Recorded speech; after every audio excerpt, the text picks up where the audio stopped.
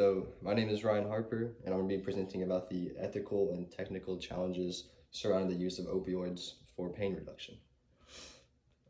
So, first off, just a general overview. The misinformation of opioids spread by Purdue Pharma proved to be a leading cause for increased availability and prescription sales of opioids in America. The new technology of the internet allowed for a very wide audience they could reach with their advertising, and then the physician's interactions with pharmaceutical sales representatives was another leading cause for increased prescriptions of opioids as medical practices began to adopt these drugs for their seemingly good qualities.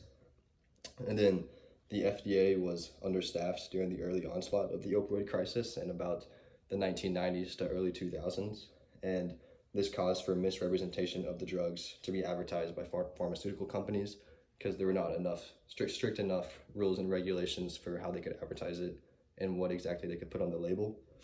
And so the government has taken some action in recent years, like the last 10 years, to decrease opioid supply demand and the harm that is caused by opioid overdoses and addiction. And then by the end of this presentation, you will be able to acknowledge that pharmaceutical companies played a large, ethically fallacious role in promoting and endorsing the consumption of opioids in the early 2000s, leading to a devastating outcome for many Americans. Over 700,000 to date have died from an opioid overdose. So it's a very big issue. The above issue led to the adoption of opioids into medical practice, causing many Americans to get their hands on opioids whenever they desired. So they could be prescribed for anything, ranging from just mild to severe pain of any kind, back pain, chest pain.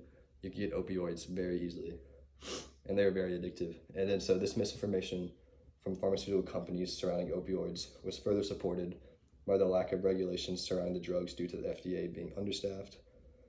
And then lastly, the government has passed some laws to help with the issue, but it still runs rampant because they can't control everybody. And you'll see later that there are some on the street drugs that you can buy that are opioids that sprung up because of the initial opioid addiction.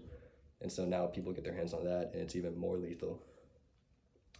So this is just a nice graph of the trend lines for how many American deaths caused by opioids each year. So as we can see, this line outlined here, turquoise color, it goes up and then it peaks around 2010, 2011, and it comes back down.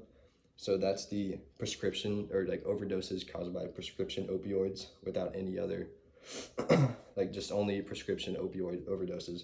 So we see that's trending down because the FDA has been regulated. This misinformation has been accounted for. However, we still see the lasting effects as synthetic and illicit opioids such as heroin and fentanyl on the streets. Those have spiked since 2011, 2012 and gone up drastically. So opioid crisis is not over, and people resort to other methods now that prescription opioids are not as easily found. So a little bit of background, just so you know what's going on here. The opioid crisis has come in waves in America. Initially, it started in the early 1990s and then up until the early 2000s, and it was caused by the increase in prescriptions of opioids caused by the misinformation of the drugs by pharmaceutical companies, so looking to take advantage of the large market they can reach by advertising on the internet. So we see this is an ethical dilemma here as the company is trying to support its growth. They're trying to make more money, trying to sell more drugs, but they're taking advantage of Americans in doing so. So this dips into human nature as Purdue Pharma, one of the pharmaceutical companies, was intentionally spreading lies, causing people to overdose just so they can make more money. They were advertised as having less than a 1% chance of addiction, opioids, and then recent studies have shown that the chance of addiction for opioids is anywhere between 3% to 16% of the population. And then there's a second wave of the opioid crisis, which is where it comes up from synthetic and illicit opioids after the FDA was regulated and the prescription of opioids was regulated. So this came in the early 2010s, such as fentanyl and heroin skyrocketed due to the low cost of them and number of prescriptions of legitimate opioids decreasing greatly due to the new regulations. And then illicit opioid deaths are often accidental also, as fentanyl is very cheap. And so people who sell these illicit drugs, they will use fentanyl and cut it into another drug such as cocaine or sometimes marijuana, and they'll be able to sell it for cheaper because it's not completely pure, and then it causes people to overdose because they don't know fentanyl is in it, which is another big issue.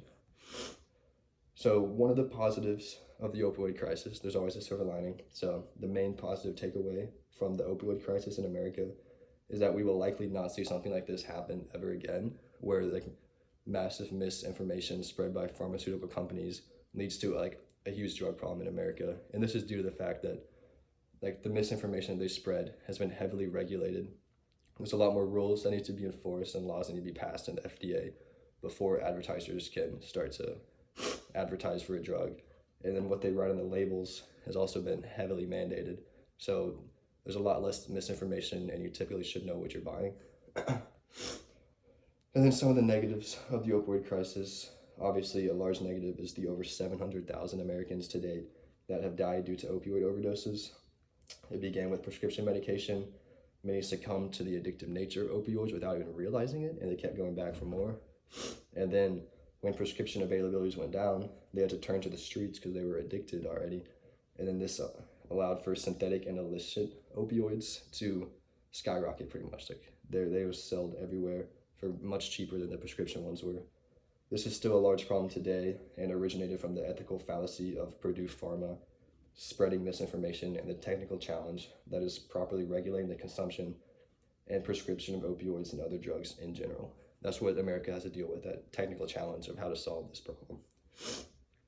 Positive versus negative conflict. So it seems in America that it takes tragedy to improve the safety and regulations surrounding an industry. We saw this once. So the good that came out of the opioid crisis being the rigorous regulations surrounding drug labeling and advertising is much like how airports became much tighter on security after 9/11. I don't want to make that comparison, but it's pretty similar. So, and then the government needs to learn to take preventative measures to improve the safety of Americans so that it does not take a tragedy or exploitation of an industry to force rigorous regulations on it so people are not harmed. So in the future, America should take industries with potential for crises and place some precautionary measures on them for the safety of Americans. Nothing too crazy that it kills the industry like to the ground, but just to make sure that no one will be harmed accidentally when they had nothing to do with it. They didn't know what they were getting into. And it's not the Americans' fault that they were spreading misinformation, basically. So some conclusive statements. The opioid crisis began due to the greed and spread of misinformation by pharmaceutical companies, then evolved into illicit opioids as the prescription opioid business was regulated. The American government has taken some measures to ensure the supply and demand of opioids decrease in America and and has decriminalized substance abuse in some states to decrease the likelihood of a citizen buying drugs that have been cut with synthetic opioids. So they basically decriminalize substance abuse so that there's a less chance that whenever they buy something, it's cut with opioids. So it makes it safer if they are going to do illegal substances, such as heroin and fentanyl. So lower fatality rates come from that. And then death due to opioids is still at an all-time high, but the government is actively working on solutions, and they have regulated the pharmaceutical industry to ensure another outbreak like this does not happen again. So, just to sum things up, ethically fallacious pharmaceutical companies began the opioid crisis in America, and now it is a technical challenge for America, all the people, and its government to try and solve it completely. Thank you.